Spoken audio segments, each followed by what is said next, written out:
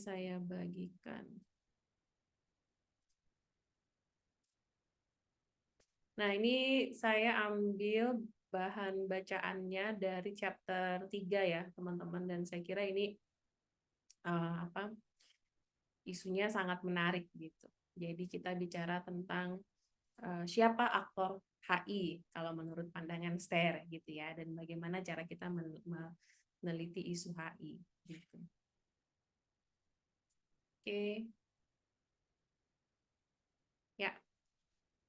Ini apa? Kita akan bahas chapter 3 dari buku STER, Science, Technology, and Art in International Relations.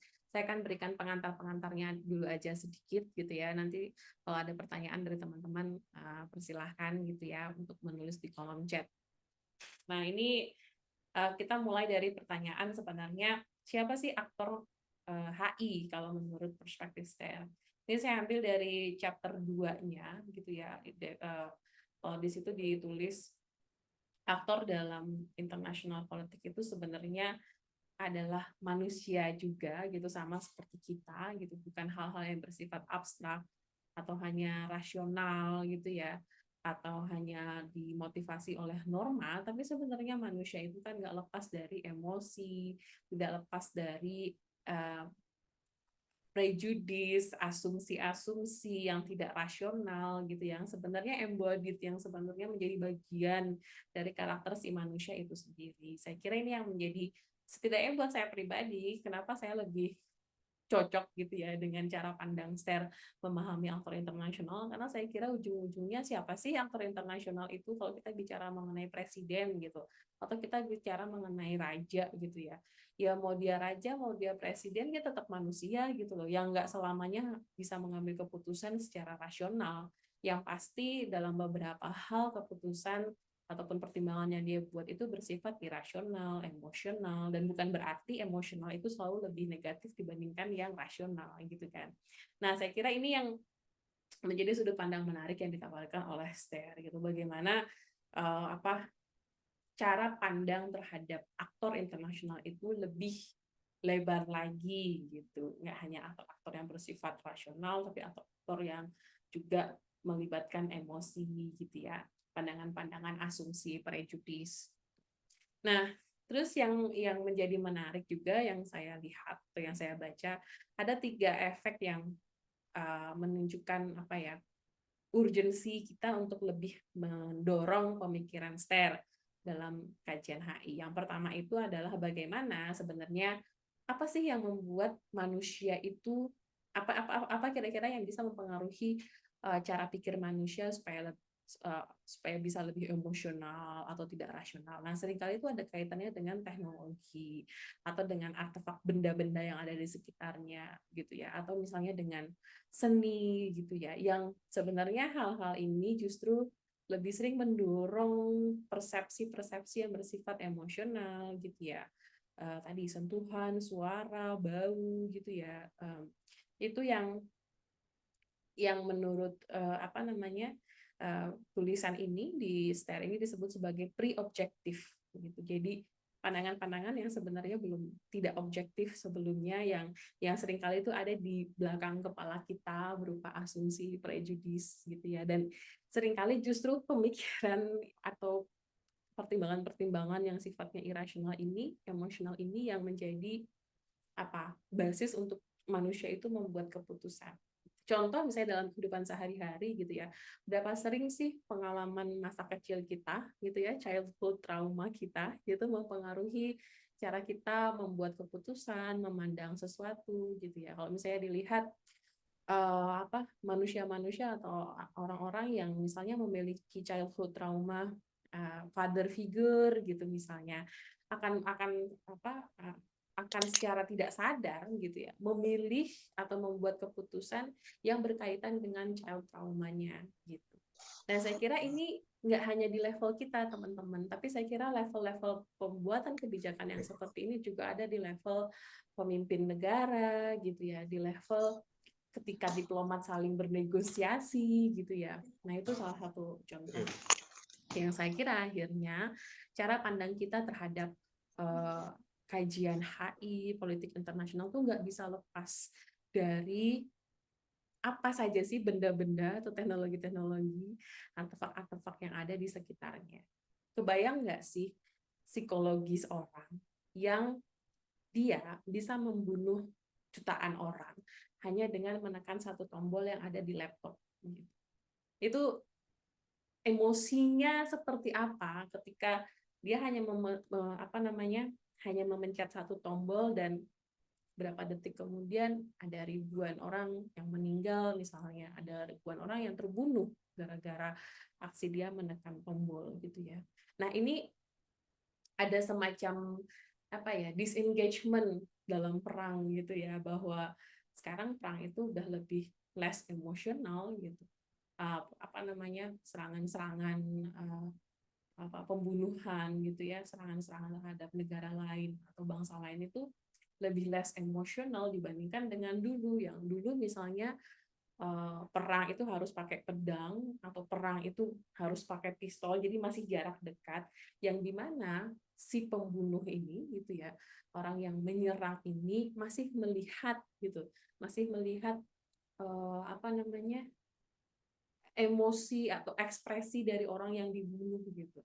Nah, itu kan lebih menggambarkan. Kalau misalnya saya nggak tahu teman-teman pernah nonton film Killing Field nggak sih, yang sempat di-ban juga di Indonesia ya, cerita tentang perspektif pembunuh tahun 65 gitu. Yang dilakukan misalnya ada yang cerita bahkan meminum darah korbannya, itu sebenarnya sebagai bentuk coping emosi, karena sebenarnya apa ya eh, perang gitu atau serangan yang dilakukan jarak dekat itu betul-betul mempengaruhi secara emosi. Kalau sekarang ini yang sebenarnya menjadi salah satu uh, apa pandangan gitu ya dalam HI, bagaimana teknologi itu juga berpengaruh terhadap deteriorasi perang, atau bagaimana teknologi itu semakin menjauhkan jarak antara opresor dengan yang opres gitu ya, antara yang pelaku dengan korbannya gitu. Nah, ini saya kira di chapter 2 ini menurut saya hal yang menarik yang saya dapatkan adalah bagaimana sekarang studi HI itu makin perlu gitu ya, semakin urgent bagi kita untuk melihat HI itu dari fenomena-fenomena yang muncul gitu.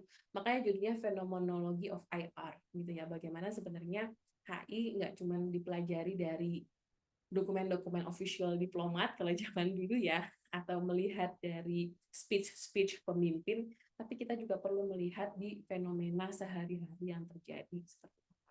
Kata kunci yang saya simpan gitu ya dalam chapter ini adalah pre-objective gitu, bahwa ini tuh isu mekanisasi kok ada pre-objective yang bisa muncul dan mendorong orang akhirnya membuat keputusan yang berkaitan dengan politik internasional, ini masih jarang dibicarakan gitu ya. Dan saya kira ini akan menarik gitu, menjadi salah satu perspektif yang menarik yang ditawarkan oleh STEM.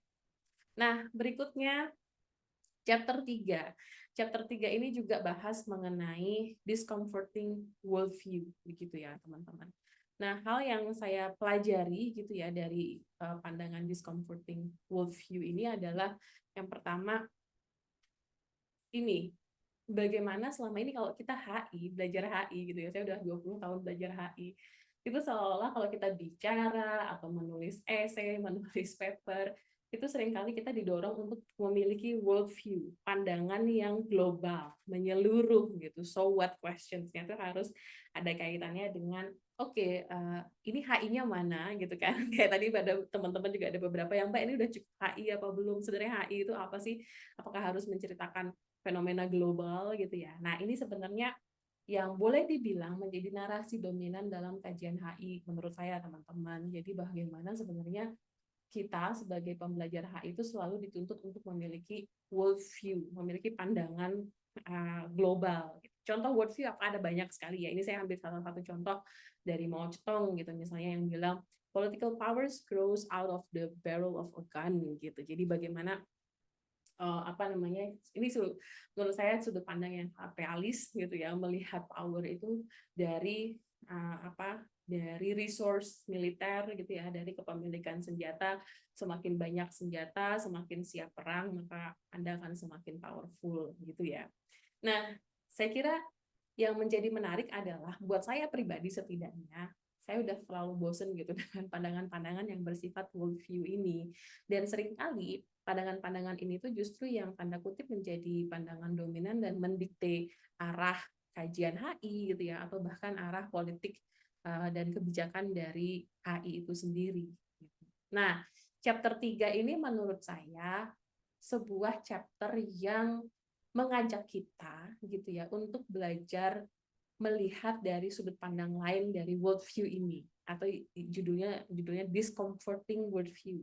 Bagaimana kita belajar membedah ulang gitu ya, apa ya, mungkin unlearning gitu ya, cara pandang kita selama ini tentang dunia, dan bagaimana caranya. Nah, di chapter ini dijelaskan ada 2 cara yang bisa kita praktekkan sehari-hari sebenarnya ketika kita ingin unlearning atau membedah worldview ini. Tujuannya apa? Sebenarnya tujuannya itu ada 2 sih yang disampaikan di sini ya. Kenapa kita butuh discomforting worldview? Yang pertama adalah kita perlu ini yang menarik sih ya, sebagai pembelajar HI kita perlu merasa asing gitu. Kita perlu merasa asing dengan apa yang kita pelajari, merasa tidak familiar gitu. Kalau teman-teman dari semester 1 sampai sekarang misalnya semester 5 belajarnya itu lagi, realis lagi, liberal lagi, liberalis lagi gitu kan, konstruktivis lagi. Jangan-jangan teman-teman udah berada di zona nyaman nih dalam belajar HI gitu. Nah, yang ingin disampaikan di chapter 3 ini adalah kita perlu loh gitu sebagai pembelajar HI itu membuat diri kita merasa tidak nyaman, membuat HI itu sekali-kali menjadi isu yang kita udah aku pelajarin selama bertahun-tahun, tapi kok kayak masih belum apa ya, masih asing ya gitu, masih belum ketemu ya apa sih sebenarnya HI itu. Nah itu apa sih sebenarnya HI itu adalah sebuah pertanyaan yang perlu kita rawat terus menerus sebagai pembelajar HI. Itu setidaknya yang saya dapatkan dari chapter 3 ini ya. Nah, apa yang dimaksud dengan estrangement gitu ya? Estrangement itu sebagai sebuah teknik gitu ya untuk mengadopsi secara eksplisit gitu ya, dan apa dan ini teknik untuk melakukan adaptasi sebenarnya. Jadi bukan hal-hal yang perlu diimplementasikan gitu ya, tapi lebih ke cara kita belajar menurut saya gitu. Nah, dan saya kira ini kaitannya dengan skripsi teman-teman apa gitu ya. Jangan-jangan sebenarnya nanti ketika teman-teman melakukan riset, nggak apa-apa loh kalau misalnya ngambil sumbernya atau kajiannya itu dari kajian-kajian yang nggak ada hubungannya sama HI, nggak apa-apa gitu. Tadi misalnya ada yang ngomongin tentang AI, terus aku kayaknya pengen belajar tentang itunya deh, dari ilmu komputernya deh gitu. Nggak apa-apa gitu, walaupun mungkin nanti akan banyak nggak ngertinya, nggak pahamnya gitu ya, nggak masalah, karena ketika teman-teman melakukan itu, teman-teman sedang melakukan estrangement sebenarnya. Teman-teman kita sedang ini ya, mengambil jarak gitu, membuat HI itu menjadi lebih asing buat kita sehingga lebih banyak lagi hal-hal yang bisa kita pelajari dari HI. Nah, caranya apa? Ada 2 yang saya kira menarik dan ingin saya diskusikan di sini. Yang pertama itu adalah tentang socio-technical assembly gitu. Ini konsep yang menarik yang saya kira kalau teman-teman di-share gitu ya, dan kira-kira betul-betul deh mau menerapkan mau memberikan perspektif STAIR dalam skripsi, saya kira setidaknya teman-teman harus memahami apa yang disebut sebagai socio-technical assembly gitu ya. Apa itu socio-technical assembly? Nah, itu socio-technical assembly itu adalah gabungan gitu ya antara gabungan unit analisis antara manusia dan non manusia yang berpartisipasi dan saling berkorelasi gitu. Nah, ini saya kira menjadi isu yang menarik. Contohnya apa socio-technical assembly? Kalau di tulisan chapter 3 gitu dicontohkan contoh ininya ketika teman-teman di bandara gitu ya, dan lagi dicek atau sedang mengalami body checking di airport gitu.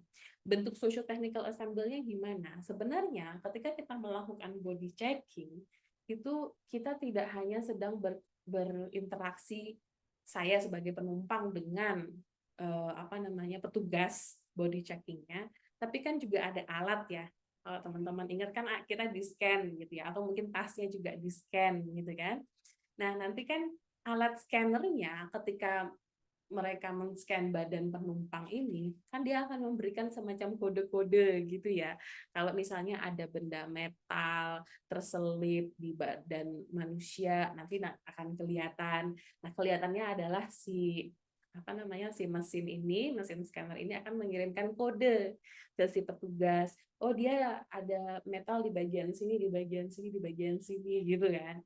Nah, sebenarnya cara pandang socio-technical ensemble itu melihat momen itu, proses itu sebagai interaksi antara manusia dan non-manusia. Dalam hal ini non-manusia itu adalah mesin. Mesin lagi berkomunikasi dengan petugas untuk mendeteksi apakah penumpang ini termasuk penumpang yang aman apa tidak gitu.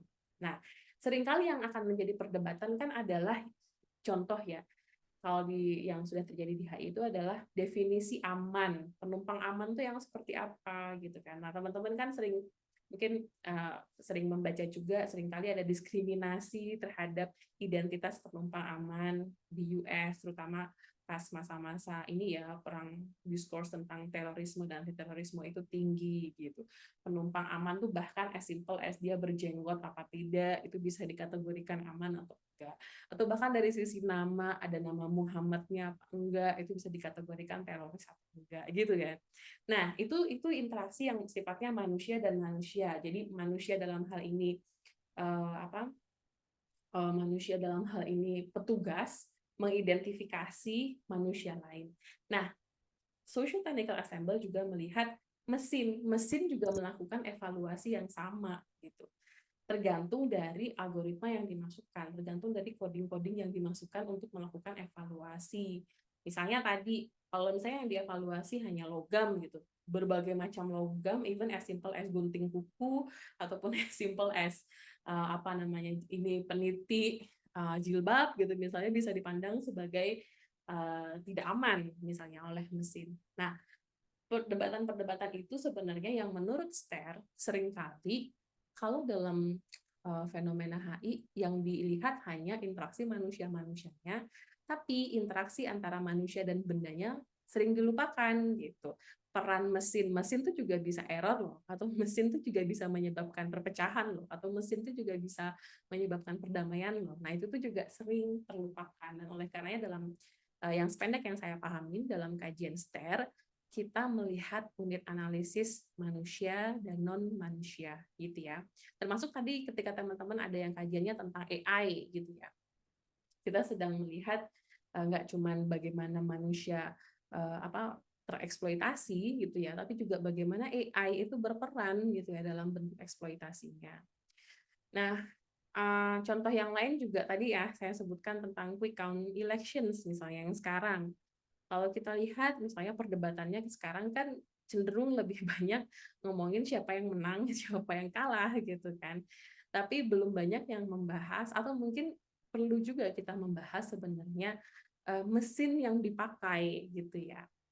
Karena seringkali kan perdebatannya kalau quick count sekarang adalah data yang ada di foto yang diambil dari kertas manual berbeda dengan data yang terekap di mesin di website resmi KPU gitu misalnya kan.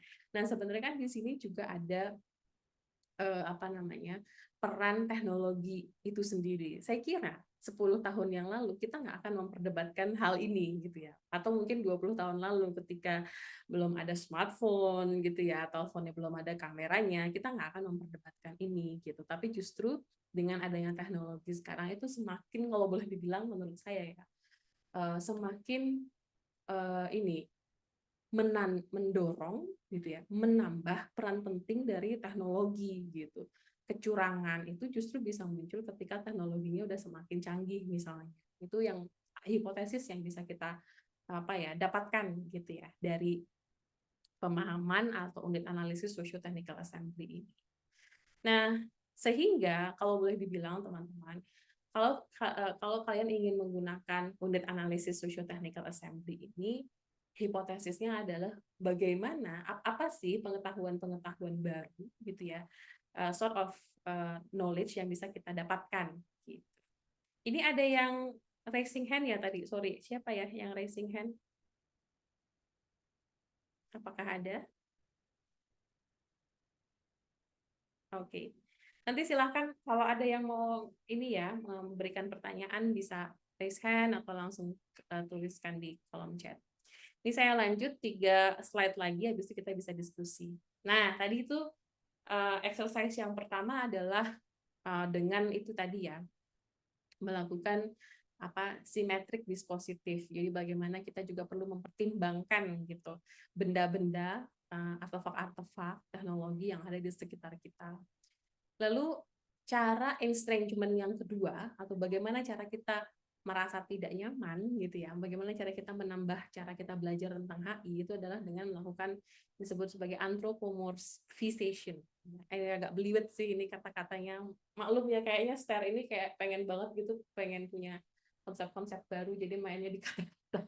Tapi semoga habis ini kelompok STAR kita lebih banyak membumikan kata-katanya gitu ya, jangan ngasih istilah-istilah yang inilah susah-susah. Anyway, balik lagi, apa sih yang dimaksud dengan anthropomorphization ini gitu ya? Ini adalah ketika melihat bagaimana bagaimana perilaku manusia atau pengalaman manusia dari sudut pandang atau objek-objek yang sifatnya tidak manusia gitu ya. Dalam hal ini jadi dalam hal ini di buku di chapter 3 itu diberikan contoh gambar ini. Nah, dari gambar bird watching. Kebetulan penulisnya itu lagi punya hobi bird watching. Nah, nanti saya sarankan juga kalau teman-teman punya hobi lain gitu ya yang nggak ada kaitannya sama HI, bisa juga mempertimbangkan jangan-jangan hobi saya ini bisa di tanda kutip HI kan gitu ya. Bisa membantu saya untuk memahami sudut pandang HI. Nah, kalau di gambar ini diperlihatkan atau si penulis ini menceritakan bagaimana kondisi burung gitu ya yang terjebak apa sih istilahnya, net, jaring-jaring gitu ya, yang tadinya sebenarnya jaring-jaring ini dibuat sebagai pengaman gitu. Jaring-jaring ini dibuat sebagai pembatas, pelindung, proteksi. Tapi justru yang terjadi adalah burung ini terjebak di jaring ini gitu ya, terstuck dia di sini. Dan oleh si penulis, dia melihat kondisi ini juga bisa menggambarkan kondisi ketika manusia gitu berinteraksi dengan teknologi surveillance. Nah, tadi itu buat teman-teman ya yang risetnya tentang pengawasan gitu ya, tentang surveillance, tadi tentang AI, itu mungkin bisa ngambil dari sudut pandang ini juga gitu. Jadi di sini di jaring-jaring ini digambarkan seolah-olah AI atau teknologi pengawasan itu seperti jaring tadinya yang berupaya untuk melindungi, memberikan batasan mana yang boleh, mana yang nggak boleh gitu kan. Tapi pada prakteknya justru yang terjadi burung yang harusnya dilindungi itu terjebak stuck. Nah, kalau dalam tulisan ini digambarkan seolah-olah jangan-jangan manusia gitu ya, data-data manusia atau identitas manusia yang selama ini ingin dilindungi dalam teknologi pengawasan itu mengalami ini stuck, terjebak gitu ya dalam kondisi ini. Nah, itu cara metode kedua ya, bagaimana kita mencoba untuk mencari metafora gitu ya, atau mencari gambar-gambar yang nggak ada kaitannya sama HI tapi bisa memberikan meaning yang lebih mendalam dalam fenomena-fenomena HI gitu. Soalnya kalau kita bicara bagaimana manusia atau bagaimana data identitas privasi manusia terancam dengan adanya pengawasan massal. Nah, mungkin kan kita nggak bisa nggak bisa menjelaskan dengan dalam yang bisa bisa sampai menarik emosi orang lain ketika membayangkan itu gitu kan. Nah, yang diinginkan yang disampaikan oleh penulis, jangan-jangan ketika kita memakai metafora lain atau gambar lain yang nggak ada hubungannya sama sekali, itu justru bisa lebih menggambarkan risikonya gitu ya, justru lebih bisa menyampaikan emosi atau perasaan yang terjadi ketika manusia itu stuck gitu ya dalam teknologi pengawasan massal gitu. Nah, itu juga hal menarik yang saya dapatkan dari chapter 3 ini. Dan nah, ini sedikit tambahan juga gitu ya teman-teman. Saya juga coba baca-baca yang lain. Dan ada dua fenomena yang saya kira ada kaitannya dengan pemahaman socio-technical assembly yang ini dia di sini nih kaitannya gitu ya. Nanti silakan buat teman-teman yang lain yang apa ya kira-kira kayaknya fenomena ini bisa deh Mbak dikaitkan dengan socio-technical assembly atau misalnya tadi dikaitkan dengan metode estrangement. Nanti kita bisa diskusikan setelah ini ya. Nah, yang pertama itu dari buku Islam dan Lingkungan. Kebetulan saya juga lagi riset atau lagi penasaran apa sih kaitan antara lingkungan dengan religion gitu ya, spirituality gitu. Selama ini kan mungkin kita udah bahas lingkungan dari sisi ekonomi mental gitu ya, jatuhnya greenwashing. Kita udah bahas lingkungan dari sisi politik mental juga gitu ya, jatuhnya janji-janji politik. Sorry ya kalau seems to be gloomy but it is. Jatuhnya janji-janji politik yang we'll never know kapan akan diterapkan. Selama ini kita udah bahas lingkungan dari sisi etika juga gitu ya. Nah, kalau sekarang saya lagi pengen bahas lagi pengen belajar lingkungan dari sudut pandang spirituality gitu. Sebenarnya apa sih yang bisa menggerakkan kita sebagai manusia supaya bisa lebih peduli terhadap lingkungan? Intinya itu doang sih pertanyaan yang ada di benak saya gitu. Dan sekarang lagi berpikir jangan-jangan agama bisa ya, gitu. Jangan hal-hal spiritual bisa ya. Nah, ketika saya baca itu teman-teman termasuk yang buku ini, saya ketemu satu quote yang saya kira ini ada kaitannya banget dengan socio-technical assembly gitu. Di situ dituliskan yang pertama di buku ini ya, Islam dan Lingkungan, ada satu pemahaman yang dituliskan bagaimana sebenarnya bumi gitu ya dan lingkungan yang ada gitu ya, bumi dan semesta ini sebenarnya ditundukkan oleh Tuhan. Nah, itu narasi yang digaungkan dalam buku ini bahwa bumi, alam itu sebenarnya ditundukkan. Yang artinya bumi, alam dalam hal ini langit, tanah, gunung, sungai itu boleh dibilang sebenarnya memiliki nyawa, ruh gitu. Tapi sama Allah itu sama Tuhan itu ditundukkan karakternya gitu supaya manusia itu bisa hidup. Nah, itu hal yang menurut saya mendalam ya. Yang sebenarnya kalau setidaknya buat saya pribadi kalau kita belajar Islam harus yang saya pahami itu ya bumi langit itu kalau mau marah mereka bisa aja marah tapi di sini Tuhan sedang menundukkan alam ini supaya manusia bisa hidup gitu.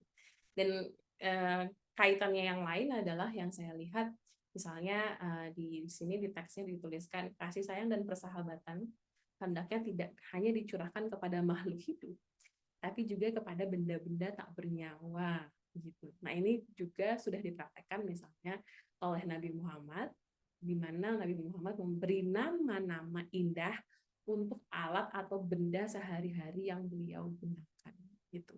Nah, ini yang sebenarnya di buku ini ada banyak isu lainnya yang mengaitkan Islam dan lingkungan. Tapi saya kira ini yang secara spesifik membahas tentang socio-technical assembly sebenarnya gitu. Bahwa dalam Islam pun isu ini sudah diakui gitu atau sudah didiskusikan gitu bahwa antara manusia dan benda-benda tak bernyawa di sekitarnya itu memiliki hubungan yang saling berkaitan loh gitu, bahkan dikasih nama. Nah, ini yang menyentil saya juga gitu ya sebenarnya. Ini juga ya selama ini saya bisa bekerja dengan lancar, saya bisa bertemu dengan teman-teman di sini mau nggak mau thanks to my laptop gitu kan. Terima kasih kepada laptop, terima kasih kepada wifi yang ada yang memberikan jaringan internet sehingga kita bisa bertemu di sini gitu. Dan saya kira ini salah satu sudut pandang menarik ya dalam Islam yang sebenarnya sudah menerapkan juga gitu sudut pandang socio-technical assembly. Nah, terus ada lagi yang kedua. Ini yang saya ingat waktu masa kecil terus saya hubungkan. Saya kan tumbuh dan besar di Bali gitu, keluarga saya banyak juga yang Hindu. Nah, dan di Hindu itu ada banyak sekali upacara-upacara. Ketika saya membaca tentang socio-technical assembly ini, saya ingat satu upacara khusus di Bali yang namanya tumpek landep gitu. Di sini ada yang dari Bali nggak atau ada yang beragama Hindu mungkin bisa nanti diskusi ya kalau lebih lanjut lebih mendalam gitu. Tapi seingat saya dulu tumpeng landep itu sebuah upacara yang dilakukan di Bali, upacara yatnya itu upacara suci gitu, um, untuk selamatan terhadap semua jenis alat tajam atau runcing yang ada di rumah mereka gitu. Jadi zaman dulu misalnya ada keris, ada tombak gitu ya, alat-alat runcing itu mereka upacarai gitu supaya kalau di sini bilang agar semua alat atau senjata tetap bertuah. Ini saya ambil dari apa namanya website Kabupaten Tabanan apa-apa itu ya kalau nggak salah yang menjelaskan tumpeng landep. Tapi yang setidaknya yang saya pahami adalah uh, upacara ini gitu ya menunjukkan ada keterkaitan loh antara manusia dan benda gitu secara spiritual. Kalau tadi Islam tadi ya dengan bagaimana Nabi Muhammad mempraktekkan sebagai dia memberi nama-nama barang-barang yang dia pakai, termasuk di percayaan Hindu juga gitu. Mereka bahkan mengupacarai benda-benda yang ada di sekitar mereka. Tadinya benda-benda yang diupacarai itu adalah keris, tombak zaman dulu ya, benda-benda runcing tajam. Tapi kalau sekarang kita lihat di ini modern, praktek modernnya, benda-bendanya nggak hanya senjata runcing gitu, tapi juga yang kaitannya dengan logam gitu ya, logam entah itu motor, mobil gitu ya. Dan saya kira ini sebenarnya menjadi simbol gitu ya, setidaknya dari apa yang mereka praktekkan atau apa yang umat Hindu praktekkan, ini simbol bagaimana mereka ingin menjaga persahabatan antara manusia dan non manusia. Dalam hal ini manusia dan benda, termasuk benda-benda manusia, makhluk hidup dan juga benda. Nah, ini isu menarik yang saya kira menjadi perspektif baru, bukan baru sih, perspektif yang unik ya, yang ditawarkan di STER gitu. Bagaimana ketika kita melakukan kajian-kajian HI ataupun kajian-kajian politik, kita perlu mempertimbangkan agensi dari benda-benda tak bernyawa gitu ya, dari artefak-artefak atau material-material ini yang sebenarnya uh, sangat dekat dengan keseharian dari si manusia itu sendiri sebagai aktor api gitu. Itu mungkin sedikit refleksi dari saya, teman-teman. Silahkan kalau misalnya ada yang ingin menambahkan gitu ya hasil refleksinya, atau mungkin ada yang sudah membaca hasil refleksinya lalu ingin membagikan, bisa share di sini. Silahkan. Oh ya, selamat bergabung juga ya buat teman-teman dari SI STER yang bukan SI, teman-teman STER yang juga gabung di sini. Silahkan ada yang ingin atau mungkin ada yang mau nanya dari poin-poin tadi gitu, apakah ada poin-poin yang menurut teman-teman lebih menjadi hal yang baru atau mungkin membuka pikiran, atau mungkin justru sebaliknya ada yang nggak setuju dari pemikiran-pemikiran itu, saya persilahkan.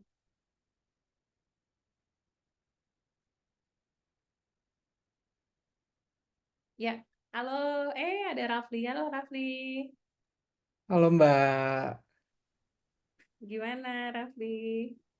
baik-baik. Mungkin aku mau berbagi pandangan kali ya Mbak setelah saya Mhm, baca.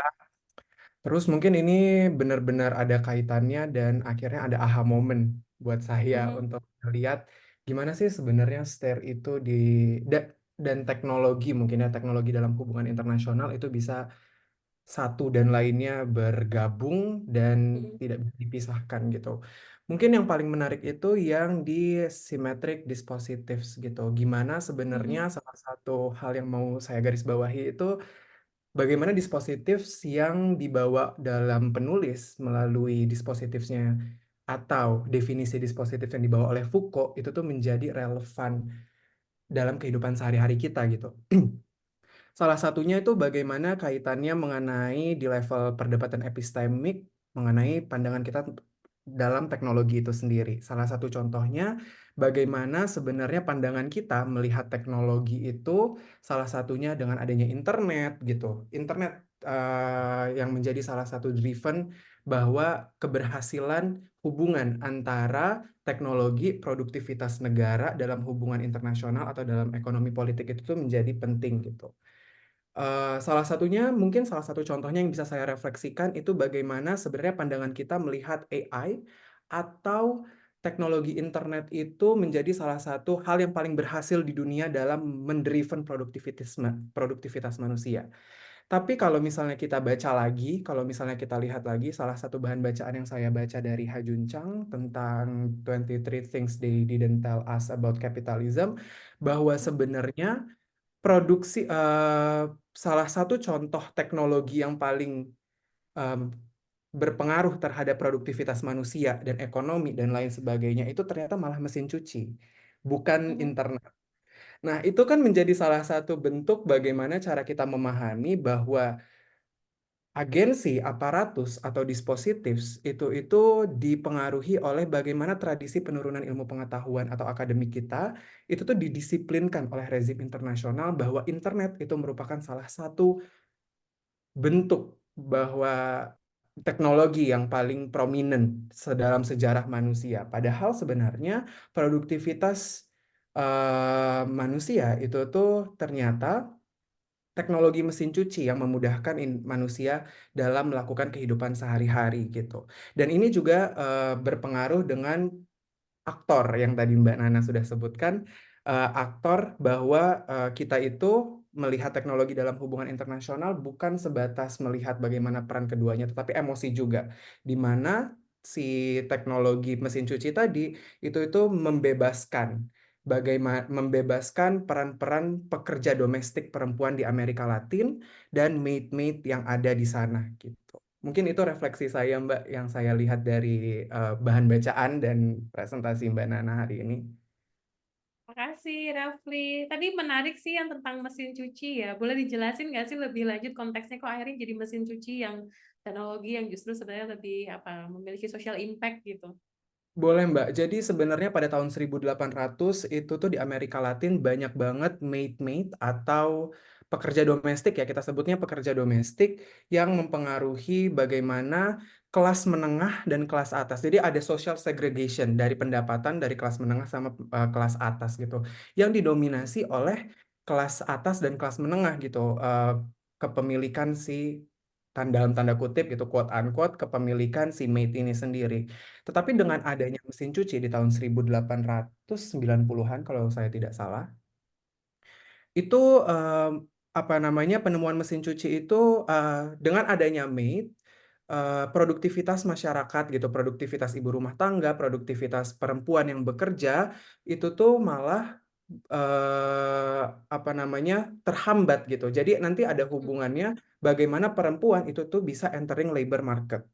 Nah, pada saat perempuan entering labor market, mesin cuci itu ditemukan, akhirnya perempuan ini tuh bisa masuk ke dalam labor market untuk menggerakkan ekonomi dan produktivitas sebuah negara gitu. Jadi ada shifting lah di situ, bagaimana produktivitas itu bisa naik dan juga pembebasan slavery dalam tanda kutip, bagaimana mereka didomestikasi dengan pekerjaan domestik itu sendiri. Yang mana itu sebenarnya kalau misalnya kita lihat, ya benar, valid gitu, less time consuming, terus juga apa namanya, mendorong kapitalisme yang saat ini sedang ada gitu, membuat labor market yang lebih bagus. Semuanya itu dilakukan karena creating dan enabling market itu sendiri. Nah, itu tuh menjadi sebuah teknologi dalam transformasi bagaimana kita berpindah dari suatu ekonomi, dari suatu bentuk satu ekonomi kapitalisme menuju kapitalisme lainnya. Nah, itu salah satu peran teknologi gitu yang kita Mhm. lihat bahwa penemuan mesin cuci ini ternyata tuh berpengaruh terhadap cara pandang kita melihat produktivitas gitu. Dan juga sisi sosial dan politiknya gitu. Oke, thank you banget ya Rafli udah nambahin lagi satu studi kasus menarik ya tentang mesin cuci gitu kan, yang ya itu juga aku sepakat ya selama ini tuh kayaknya kalau kita bicara mengenai teknologi gitu ya, seolah-olah teknologi itu hanya ada kaitannya dengan internet, teknologi digital gitu ya. Kita tidak melihat tadi kayak mesin cuci atau misalnya even kalau yang aku alamin ya car seat itu tuh sebagai sebuah teknologi yang juga sebenarnya merevolusi gitu ya, bagaimana dia bisa mengurangi beban kerja perempuan gitu kan, atau beban kerja caretaker, dan itu berpengaruh ke praktek-praktek yang lebih inklusif ya, empowering gitu sebenarnya. Oke, silahkan ada lagi mungkin dari teman-teman yang lain yang mau share aha momennya gitu ya. Ngomong-ngomong ini Raffi alumni kita juga ya. Kamu angkatan berapa ya Raffi ya? 2019, Mbak. 2019 ya. Oke. Nah, nah ini juga ada dari apa alumni kita. Silahkan Mbak Diba. Ya, makasih ya Nana, makasih Rafli. Tadi setelah apa yang disampaikan sama Rafli, Mm-mm. apakah sama yang disampaikan oleh Gak Nana, apakah bisa saya simpulkan ya kalau kalau semua teknologi yang sifatnya mempermudah manusia, less time consuming, itu bisa dikatakan apa tadi yang Rafli nyebutnya saya lupa ya. Apakah semua jenis teknologi yang mempermudah itu bisa dikategorikan dalam hal ini? Kenapa kenapa mesin cuci gitu loh maksudku? Ada banyak teknologi lain yang memang ya namanya juga teknologi ya, dia itu diciptakan untuk mempermudah pekerjaan kita, untuk menghemat waktu gitu. Uh, Kenapa nggak blender misalnya? Blender itu bisa menghemat waktu juga kita daripada ngulek ya. Ya terlepas dari rasanya beda atau gimana, tapi yang jelas blender itu bisa mempermudah kerja kita gitu. Terus misalkan kompor gas daripada kayu bakar ya. Ya terlepas dari rasanya gitulah. Dan segala bentuk teknologi lain. Saya penasaran kenapa yang digarisbawahi di situ mesin cuci. Itu aja kayak Nana. Terima kasih Rafli dan Nana. Makasih Diba. Mungkin dari Raffi bisa nambahin karakter unik dari mesin cuci. Apa sih mode of apa ya work tipe-tipe pekerjaan yang akhirnya tergantikan gitu ya atau mengalami evolusi setelah adanya mesin cuci.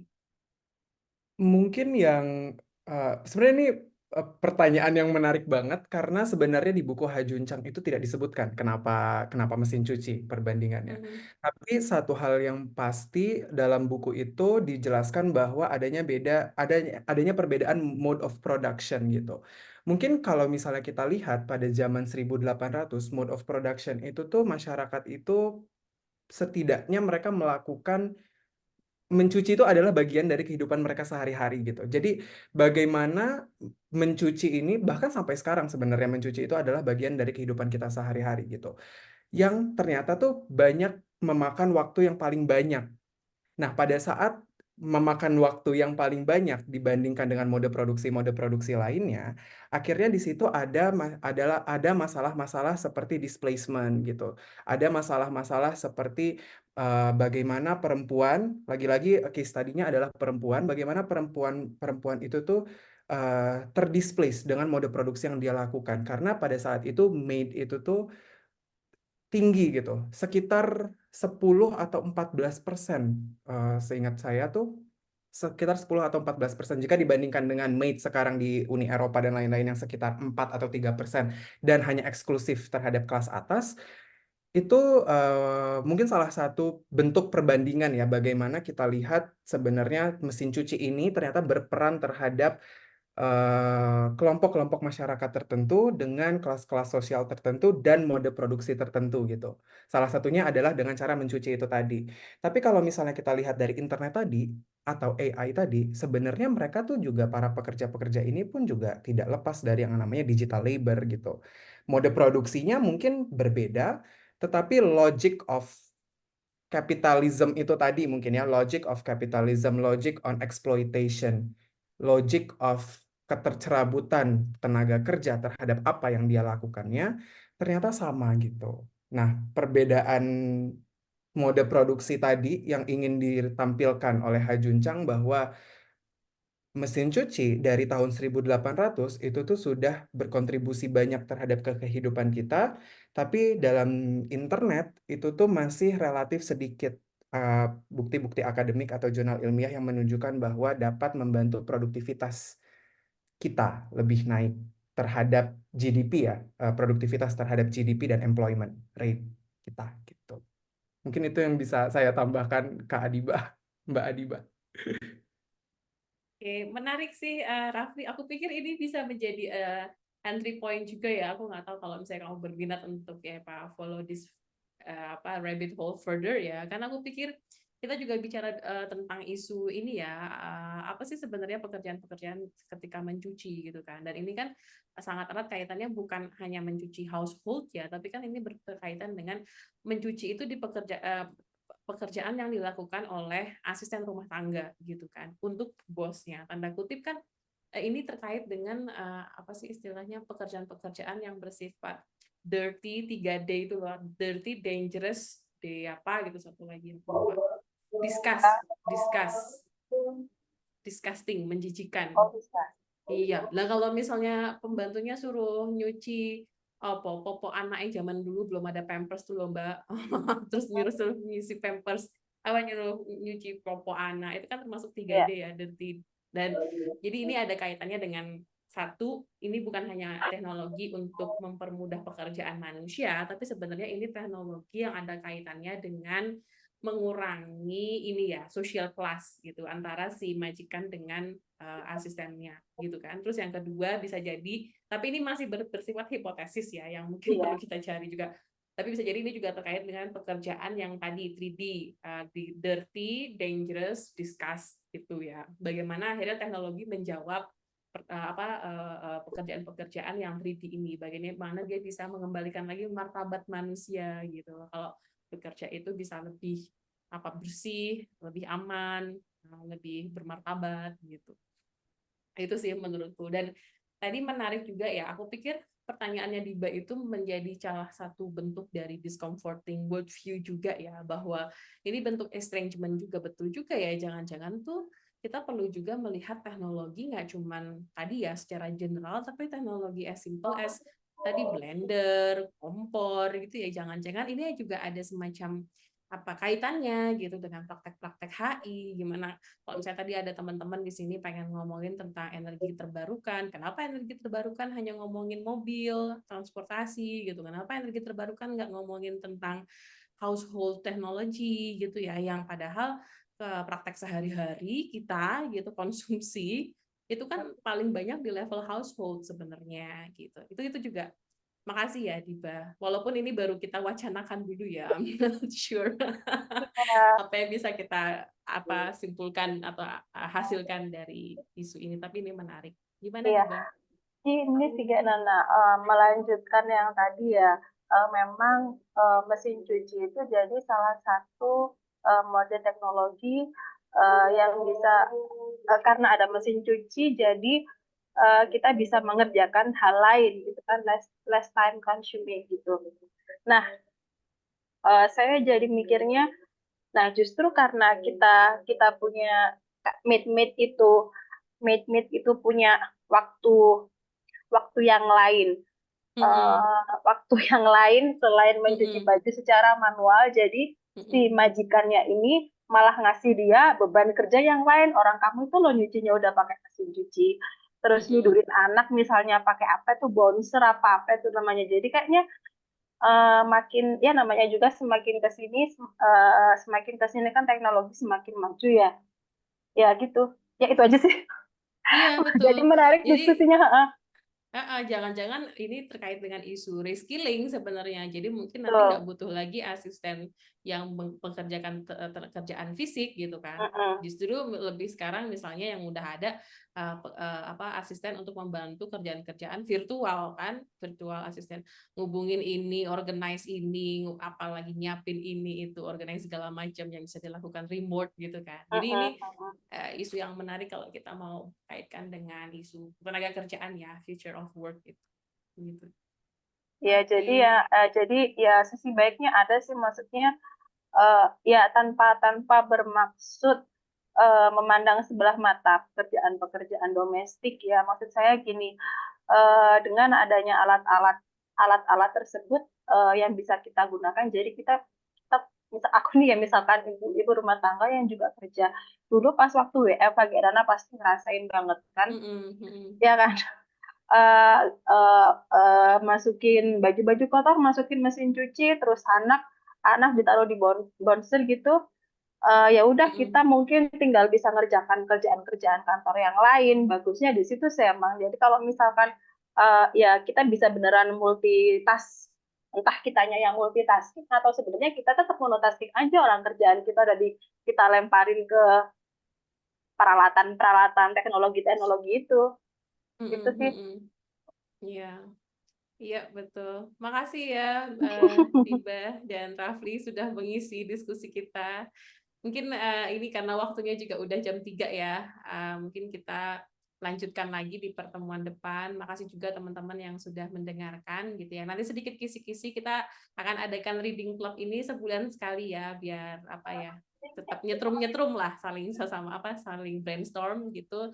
Terus kita agendanya santai aja, satu pertemuan, satu chapter, dan mungkin untuk bulan depan kita akan bahas yang chapter 4 ya, tentang world making. Ini juga salah satu chapter yang aku seneng banget bacanya karena like very personal gitu, karena penulisnya juga seorang ibu-ibu ya, Diba. Jadi pandangannya itu sangat feminine banget gitu energinya. Feel you banget deh. Ya, Ya, tapi ya. ini nggak cuman eksklusif untuk ibu-ibu aja, tapi Ya. buat mereka yang merindukan intimacy gitu ya, merindukan hubungan yang lebih intimate. Aku pikir chapter 4 ini akan menjadi chapter yang menarik sih tentang word making gitu ya. Oke, itu semoga cukup menjadi teaser. Oh ya, Genana, ya. yang chapter hari Senin kemarin kan saya nggak aku ikut ini ya? dulu ya, aku stop dulu ya Oke, recordingnya ya. silakan.